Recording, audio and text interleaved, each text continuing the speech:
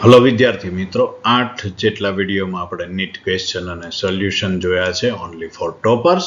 તો ચલો જોઈએ નવમો video, NEET questions and solutions only for toppers. પહેલો ક્વેશ્ચન, પી દ્વારા કયો સજીવ સૌથી યોગ્ય રીતે દર્શાવી શકાય છે? 3 બોક્સ આપેલા છે. કોષરસ પટલ હાજર છે, ડીએનએ નું સ્વયંજનન થાય છે, પટલયુક્ત રચના મેસોઝોમ જોવા મળે છે. કોષરસ પટલ, ડીએનએ નું સ્વયંજનન પણ મેસોઝોમ છે એ માત્ર આદિકોષ કેન્દ્રીમાં જ, એટલે કે બેક્ટેરિયામાં. સ્વાભાવિક રીતે answer is C, P bacteria છે. નેક્સ્ટ ક્વેશ્ચન, નીચેનામાંથી સાચી જોડ પસંદ કરો. એ પૂર્વાવસ્થા, સંભાજનના કોષરસ વિભાજનનું પ્રથમ ચરણ. બી અંત્યાવસ્થા, કોષ કેન્દ્ર વિભાજન તબક્કાનું શરૂઆતનું ચરણ. સી ભાજનાવસ્થા, માઇક્રોસ્કોપ હેઠળ રંગસૂત્રો સ્પષ્ટ જોઈ શકાય. અને ડી એસ તબક્કો, પ્રત્યેક કોષમાં ડીએનએ અને રંગસૂત્રોની સંખ્યા બેવડાય.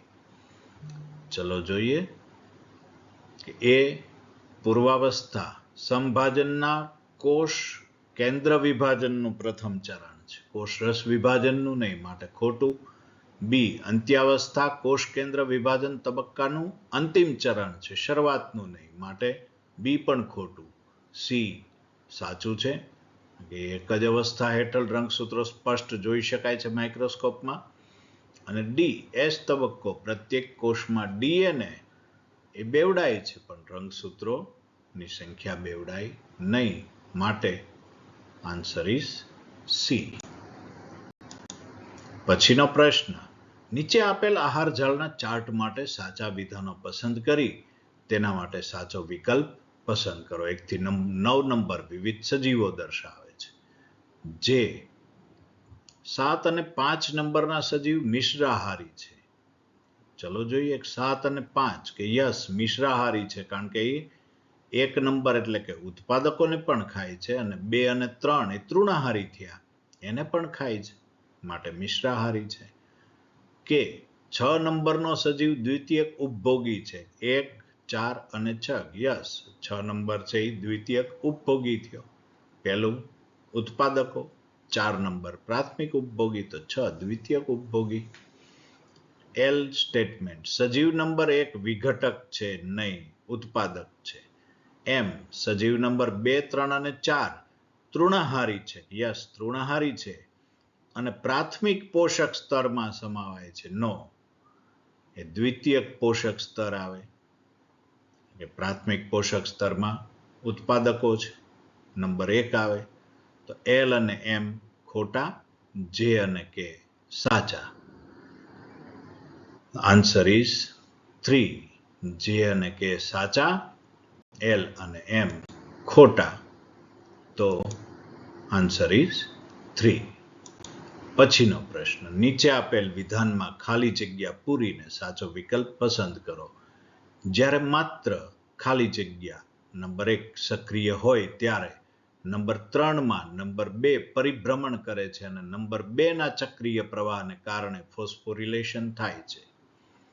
તો નંબર 1 હોવું જોઈએ PS1, કે જ્યારે માત્ર PS1 સક્રિય હોય ત્યારે. નંબર 3 પ્રકાશ રંજક દ્રવ્ય તંત્રમાં નંબર 2 ઇલેક્ટ્રોન પરિભ્રમણ કરે છે અને ઇલેક્ટ્રોનના ચક્રીય પ્રવાહને કારણે ફોસ્ફોરિલેશન થાય છે. સ્વાભાવિક આન્સર ઇઝ એ. પછીનો પ્રશ્ન, કોલમ 1 અને 2 મેળવીને યોગ્ય વિકલ્પ પસંદ કરો. ઓક્ઝિન, જિબ્રેલિન, સાયટોકાઇનિન, ઇથિલિન અને એબ્સિસિક એસિડ. ચલો ઓક્ઝિન, નંબર 3 અગ્રીય પ્રભાવિતા. જિબ્રેલિન્સ, નંબર 4 પ્રકાંડની લંબાઈમાં વધારો. ઓ સાયટોકાઇનિન, નંબર 1 વનસ્પતિમાં કુદરતી રીતે જોવા મળતું નથી. ઇથિલિન ફળ પાકવાની ક્રિયામાં ખૂબ જ અસરકારક. તો હવે ક્યુ અને 2 નંબર જ બાકી રહ્યા. એબ્સિસિક એસિડ પર્ણરંધ્રોને બંધ કરવા ઉત્તેજે અથવા પ્રેરે. તો એમ સાથે 3 N સાથે 4, O સાથે 1, P સાથે 5 અને Q સાથે 2. Answer is D. M3, N4, O1, P5 and Q2.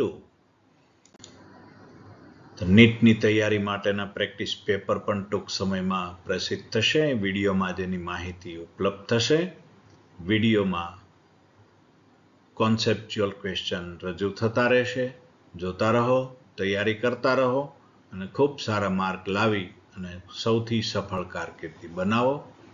ત્યાં સુધી વિડીયો દ્વારા સતત પ્રશ્નોની પ્રેક્ટિસ કરતા રહો. Best of luck.